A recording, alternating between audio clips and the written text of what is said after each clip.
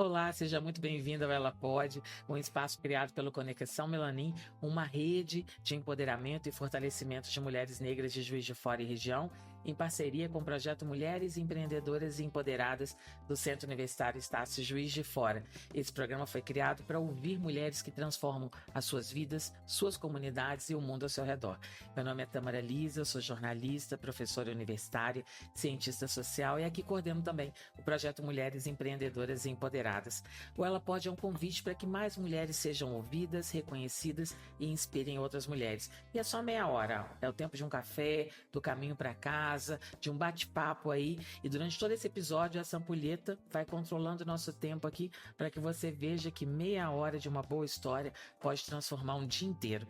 Hoje a gente está recebendo aqui a doutora Lidiane Salvador, ela é historiadora, advogada, especializada em direito das mulheres, com atuação reconhecida na promoção da igualdade racial e na defesa dos direitos humanos.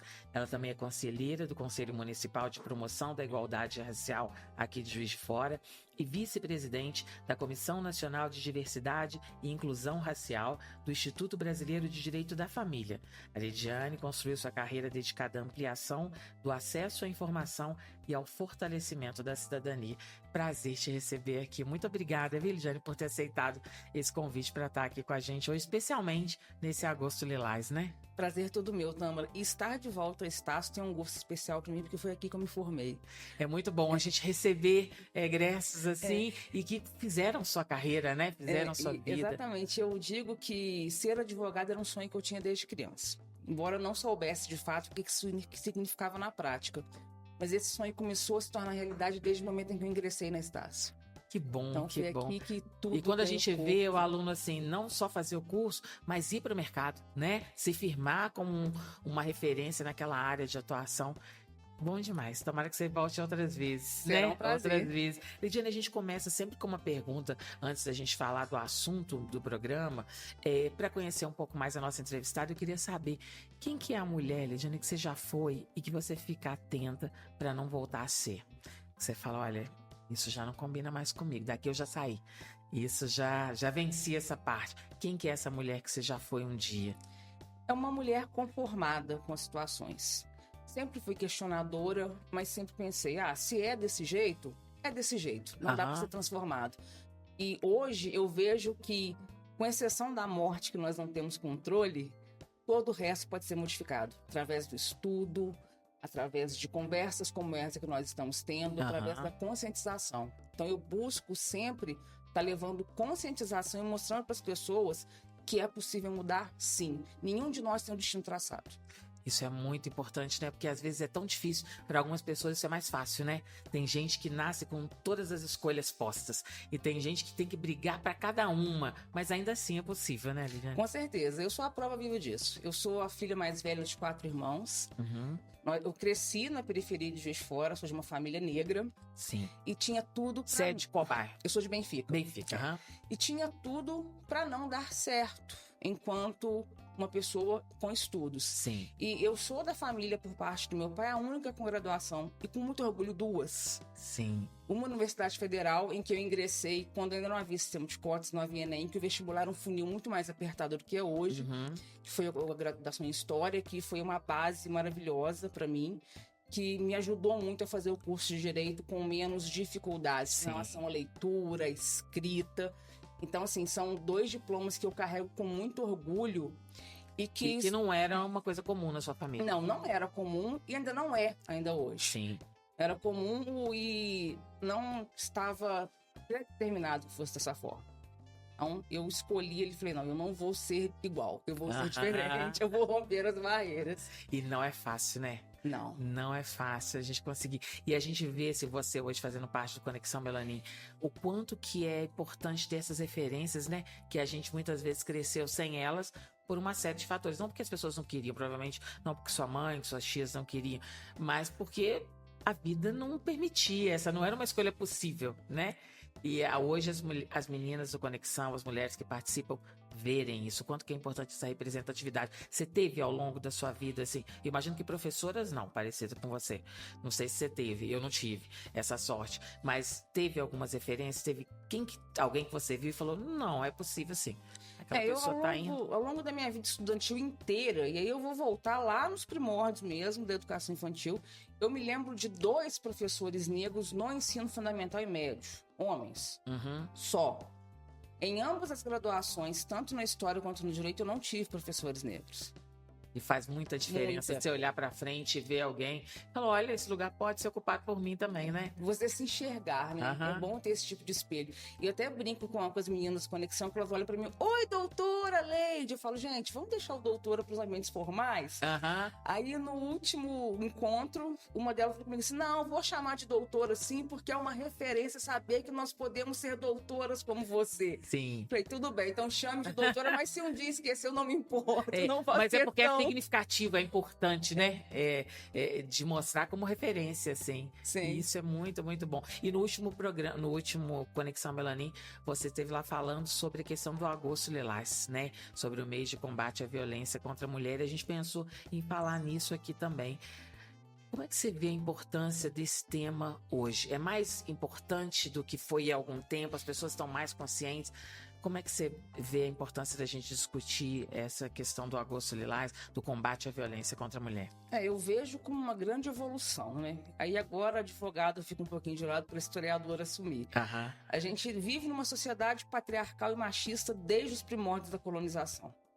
Então, assim, romper com essas barreiras que são culturais, elas são um processo. Sim. Não vai acontecer da noite para o dia. E a Lei Maria da Penha, ao completar 20 anos, ela é um marco muito importante para toda essa busca de cidadania, principalmente feminina, e para romper com esses estereótipos que nós temos de que o lugar da mulher é dentro de casa e o lugar do homem é o provedor. Enquanto a mulher fica em casa cuidando dos filhos, da casa, o homem está atrás do sustento.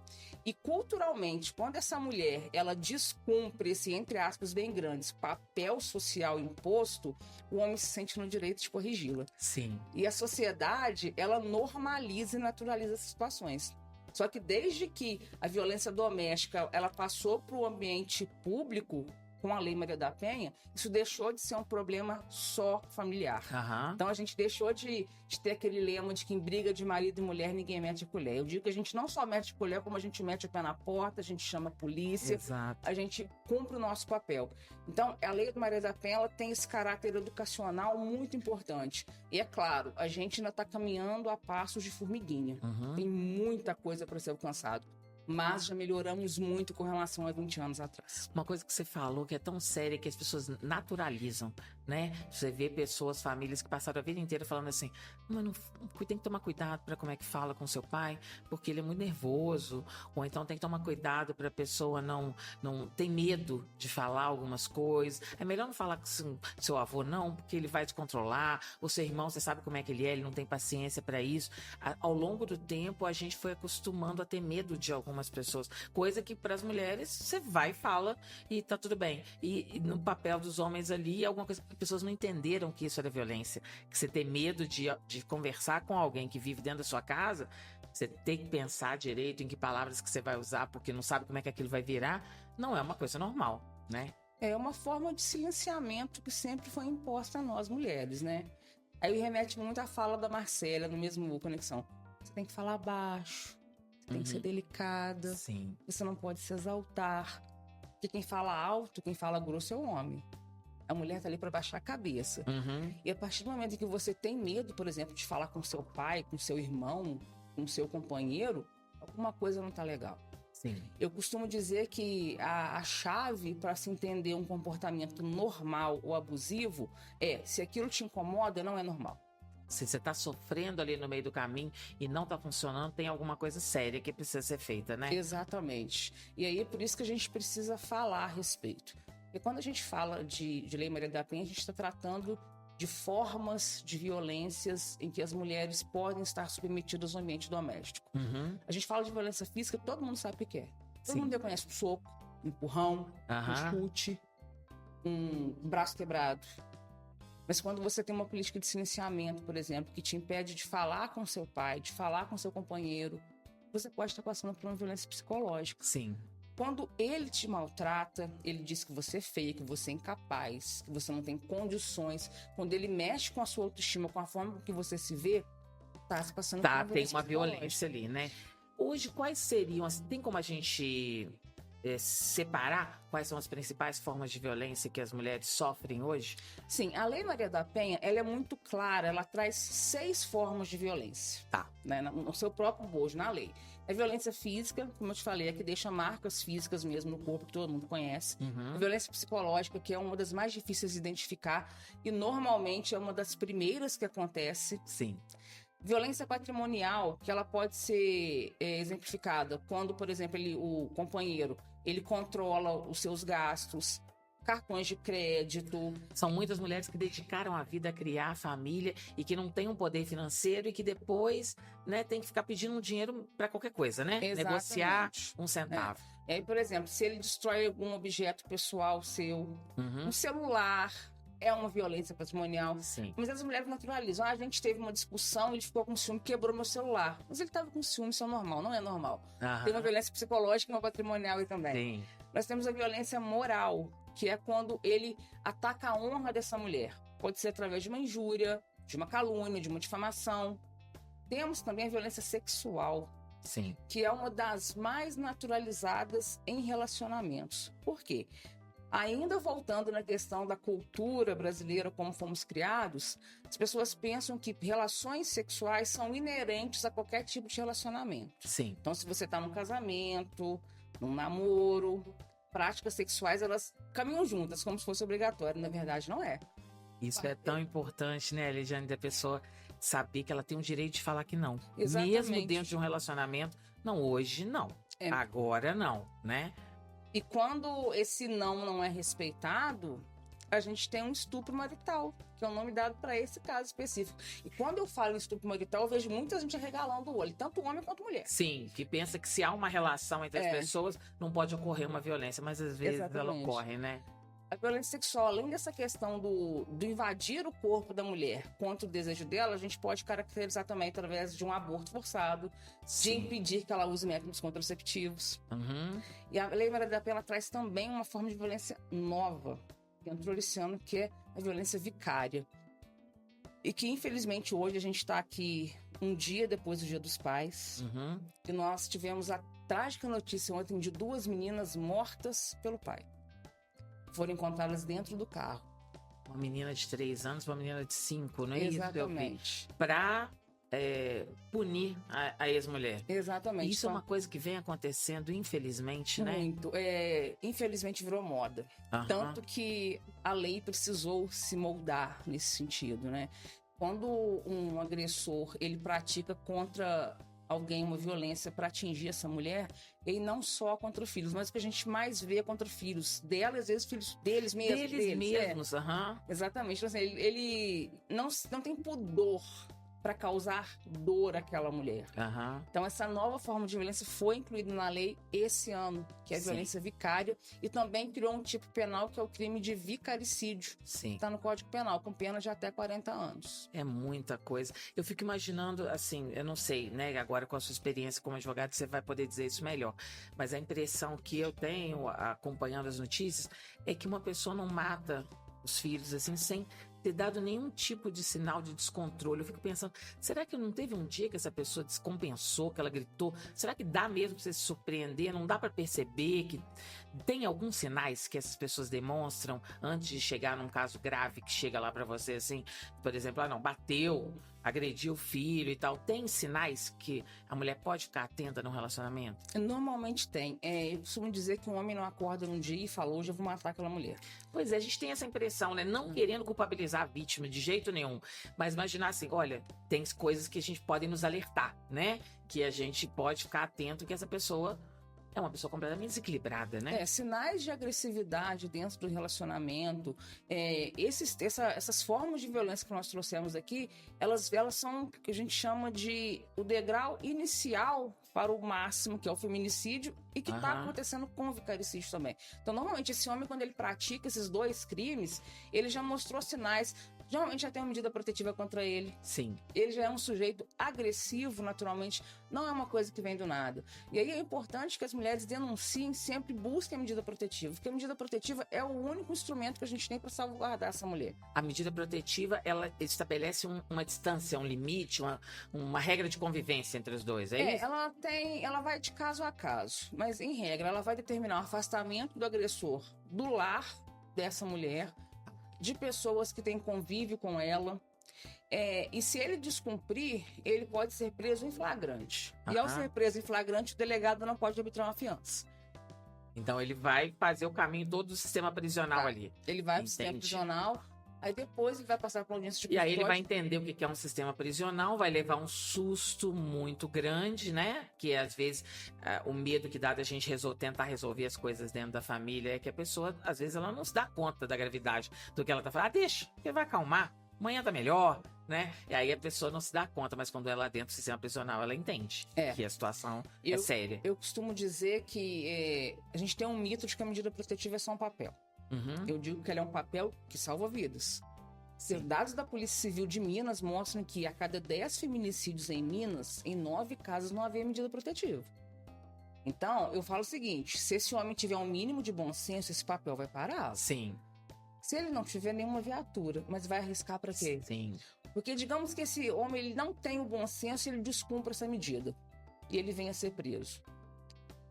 Se ele criar o bom senso no sistema prisional, ele vai deixar essa mulher em paz. E vai cuidar de outra coisa da vida dele. Uhum. Exatamente. E aí, a medida protetiva ela pode ser tanto para a mulher quanto para os filhos. E aí, a gente tem um outro instrumento que caminha lado a lado com a Lei Maria da Penha, que é a Lei Henri Borel.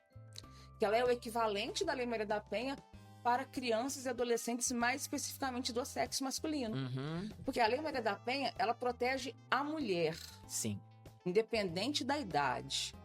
E aí a gente tinha uma lacuna quando a violência ela acontecia contra meninos. Aí a gente precisava usar o ECA, precisava usar o Código Penal. E a Lei Henri Borel, ela vem para suprir essa lacuna. Então a entidade familiar como um todo, ela está amparada pelo Estado. Uhum. E pode e deve ser invocadas essas medidas protetivas sempre que forem necessárias. E independente de quem seja o agressor, né? Porque deve ser muito triste, mas às vezes a gente ouve falar de violências contra mulheres feitas por mulheres, inclusive, né? Mães mais idosas, que passam por situação muito difícil, filhas que estão passando situações muito tristes também, a gente vê assim, o agressor pode ser qualquer um. Exatamente.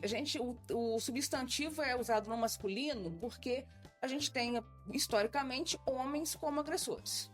A gente não pode, como historiadora, você sabe disso melhor do que ninguém, imaginar uma lei que não esteja pautada na sociedade, né? A gente vive em uma sociedade. Exatamente. Então, se nós temos uma porcentagem quase extrema de homens como agressores, é natural que a lei traga a palavra agressor no masculino. Sim. Mas não é exclusivo.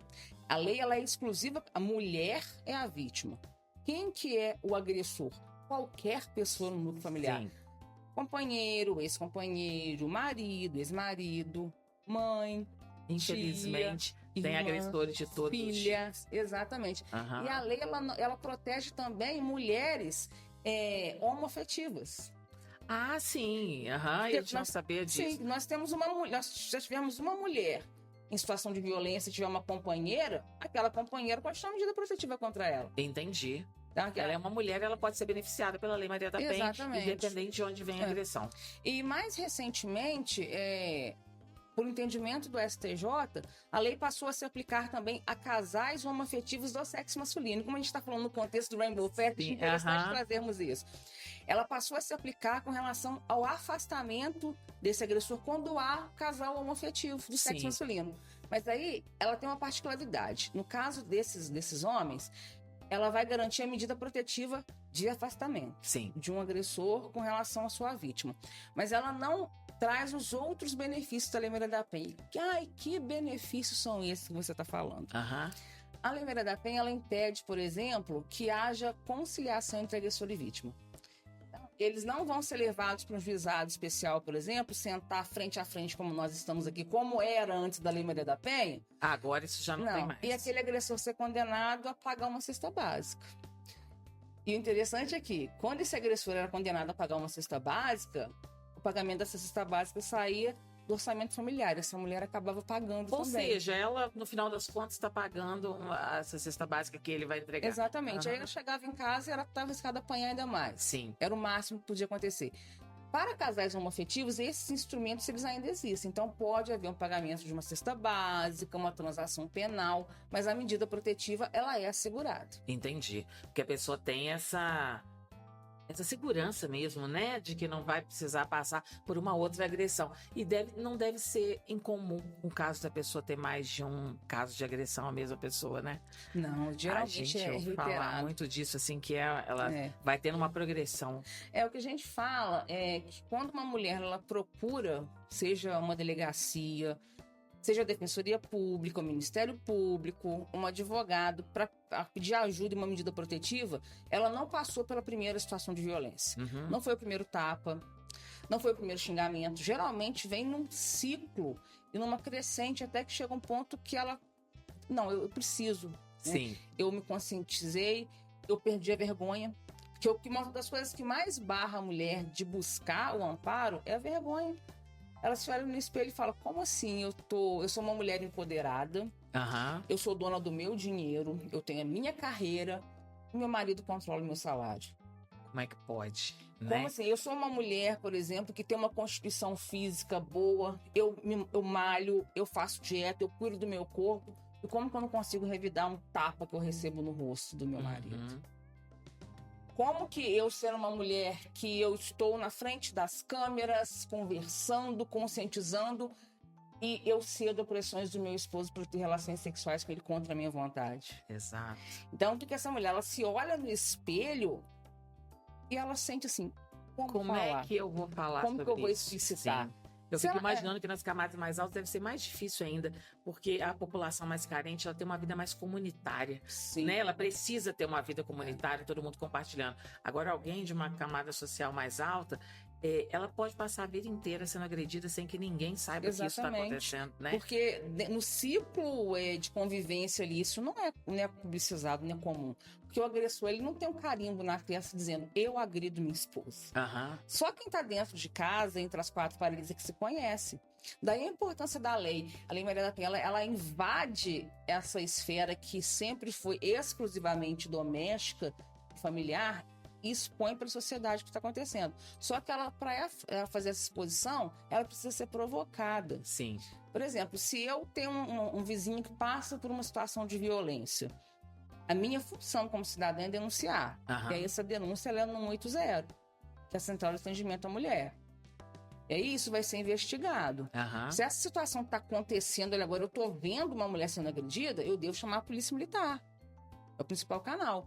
Só que, por exemplo, quando você citou bem, essa questão comunitária. Tá todo mundo morando junto ali, as pessoas estão escutando que a agressão está acontecendo. E aí, essa mulher, não é que ela não vai ter vergonha, mas ela vai se sentir menos intimidada, porque a palavra dela tem menos chance de ser questionada. Sim. Porque tá todo mundo ouvindo, todo mundo vendo. Tá ali, né? Comunitário. Quando você tá naquele ambiente mais totalmente privado, em que não se grita, se bate sem fazer escândalo. Exato. E aquele agressor, ele é um chefe excelente no trabalho. É o cara que não vai gritar, mas ele vai ficar revoltado no churrasco, entra no carro, vai embora e larga a mulher lá sem ter como voltar. Exatamente. Né? Esse tipo de coisa assim. Aí chega em casa, agride ela e ela não vai contar. No dia seguinte ela vai estar com o olho roxo, ela vai disfarçar com a maquiagem de grife, como se nada tivesse acontecido. Porque como é que chega pra dar aula, pra atender num consultório de psicologia, sendo que apanhou? Como é que vai ser, né, policial, vai ser uma advogada, vai ser uma juíza, se apanhou, apresentar um jornal, uma jornalista, sendo que está passando por uma situação dessa. Então isso é uma lacuna grande ainda, né, para ser preenchida. A gente precisa romper esse estigma de que a mulher, ela tá ali sofrendo, e nós, enquanto mulheres, acho que esse exercício passa por nós, de nós nos enxergarmos como vítimas, e ser vítima não é vergonhoso. Vergonhoso é agredir. Exato. E o que essa mulher precisa quando ela perde essa vergonha de denunciar, quando ela se sente acolhida por um profissional, ela precisa de acolhimento da sociedade. Ela não precisa de julgamento de dedos apontados para ela dizendo, se apanhou, porque ela não deve ter feito alguma coisa assim. Exato. Mas será que realmente bateu mesmo? Eu não deixava. Tem sempre um negócio assim, né? Se faz esse negócio comigo, saía de lá apanhando, saía de lá cheio de problema. E aí você vê que na hora que acontece com você, a situação é muito diferente, né? Tem muita gente que fica muito assustada com relação a isso. Porque muitas vezes você não espera, principalmente na internet, né? Que julgamento é esse? Você vê um caso que alguém publica que aconteceu, a primeira coisa é, comigo eu não deixava.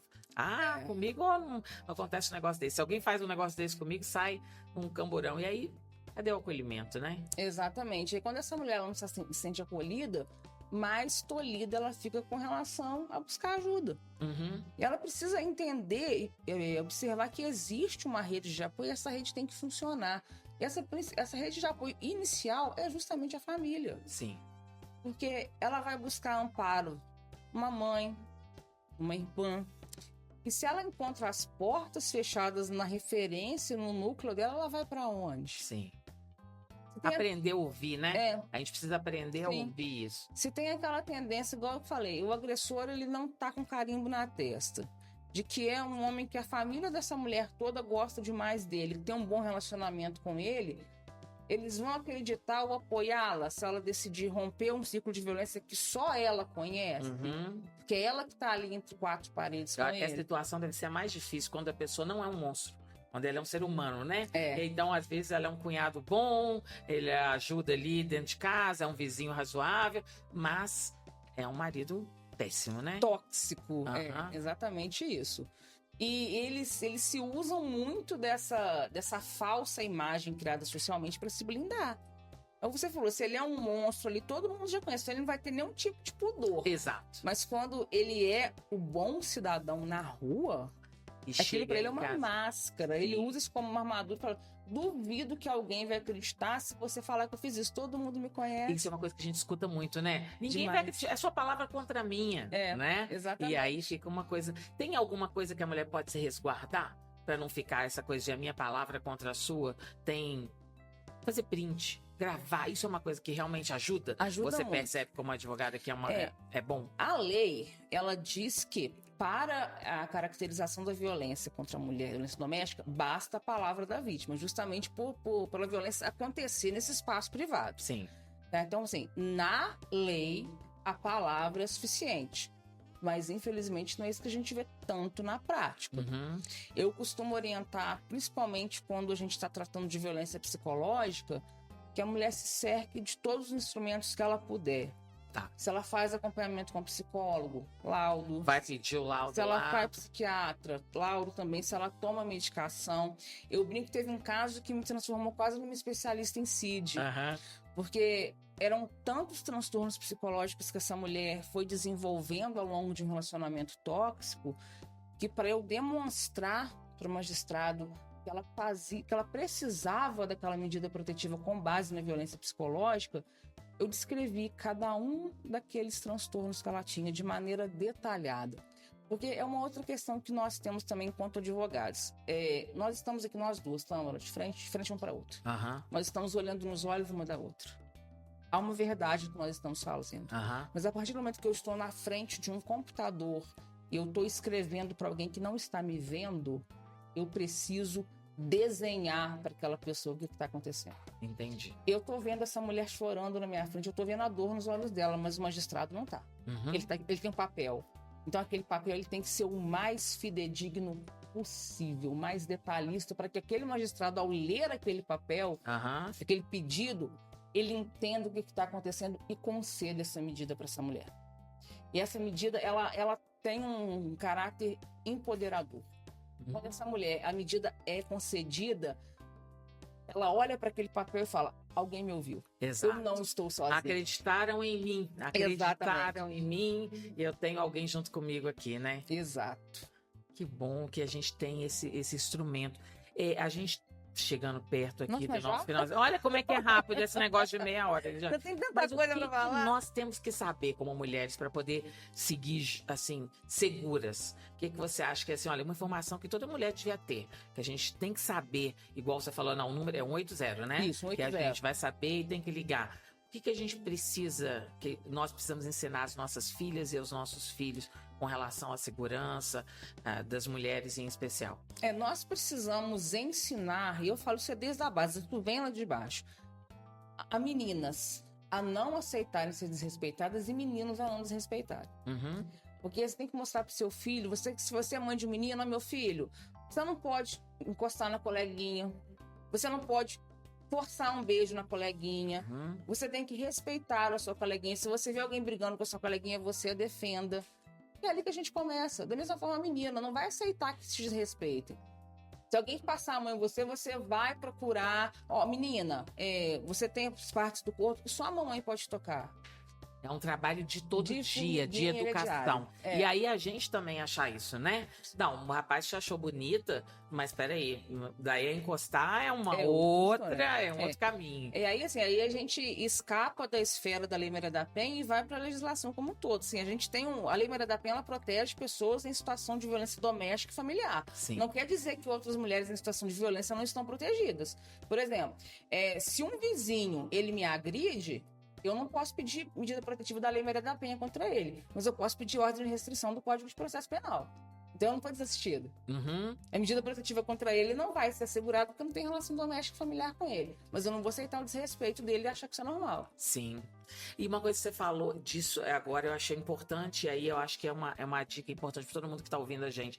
Não ouça a pessoa que está te agredindo, não é ela que sabe, você tem que procurar um profissional. E a pessoa virar e falar assim, não tem nada que você possa fazer, eu sou seu vizinho, vai me tirar daqui. Não sei não, vamos perguntar quem sabe.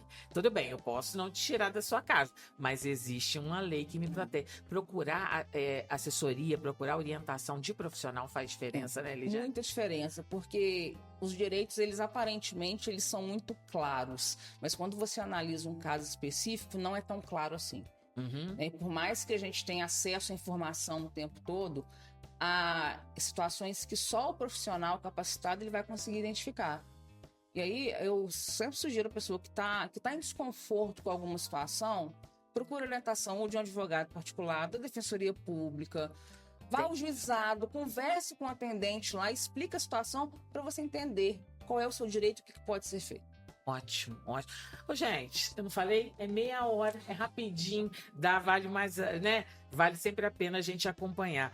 Muito obrigada, Eliane, por essa primeira participação aqui. Eu espero que venham muitas. A gente sabe o quanto que a gente precisa se resguardar legalmente. A gente precisa ouvir as nossas referências. Isso é tão importante para nós. A gente convida você que acompanhou essa conversa para que compartilhe com outras pessoas que precisam conhecer. E todas elas precisam. Não manda só para as mulheres que você conhece, não. Manda para os homens também. Todos nós precisamos ouvir uma conversa como essa, né? Curtam, compartilhem, divulguem para as pessoas esse canal. A gente se encontra num próximo programa. Muito obrigada, tá, Lígia? Obrigada mesmo, foi um prazer. Até a próxima.